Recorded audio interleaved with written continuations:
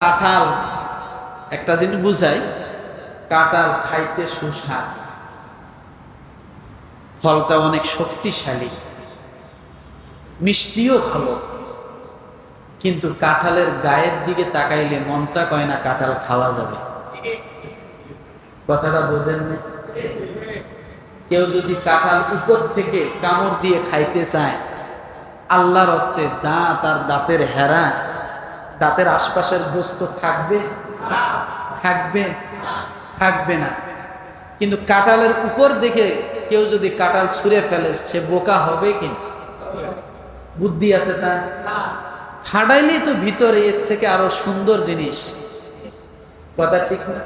কেমন সুন্দর যে কাঁঠালের চতুর্দিকে আরো কাঁঠালের মতো কিছু দিয়ে এমন সুন্দর করে ওটাকে বেষ্টন করে রাখা হয়েছে, কারো সাথে কারো সম্পর্ক নাই, যার যার এলাকা নিয়ে আলাদা আলাদা ভাবে দখল করে বসে আছে কাঁঠালের ভিতরে। কথা বোঝেন নাই? চতুর্দিকে বেষ্টনী, তারের বেড়া, যার যার স্থান নিয়ে সুন্দর বসে আছে। ওখানে এক সময় সাদা ছিল, ওখানে এক সময় হলুদ কালার হয়েছে, এরপরে এত সুন্দর মিষ্টি হইয়া রসালো হইয়া সেখানে বসে আছে, তারপরও কারোর সাথে কেউ মারামারি করে না।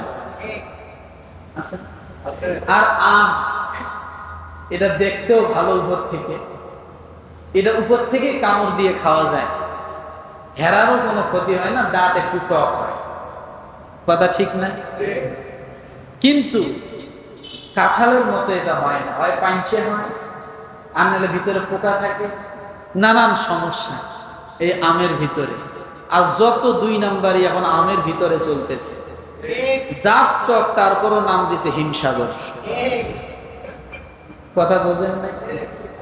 আর হিমসাগর আমের দিকে আমি খেয়াল করে দেখছি, হিমসাগর একটা হাতে নিয়ে দেখি, ও ভ্যারাইটিস, ও সবার সাথে মিশে বেড়ায়, কিন্তু আমরুপালির দিকে যদি তাকাই, ও একাই একরকম।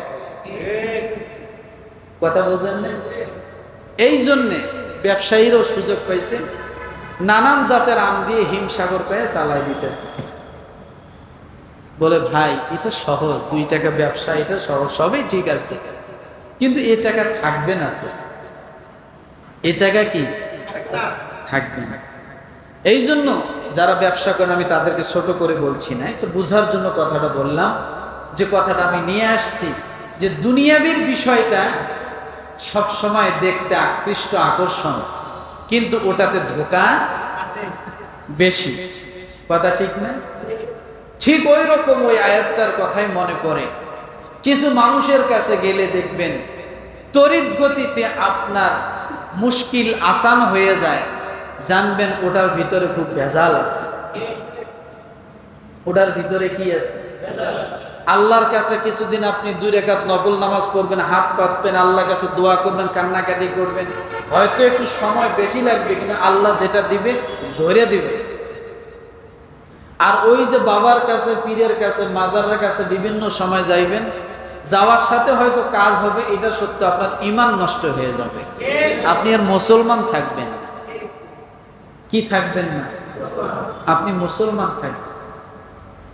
তা মুসলমানিত্ব হারিয়ে সামান্য সময়ের জন্য দুনিয়ার আসান নেওয়ার কি কোনো প্রয়োজন আছে? কোনো প্রয়োজন নেই।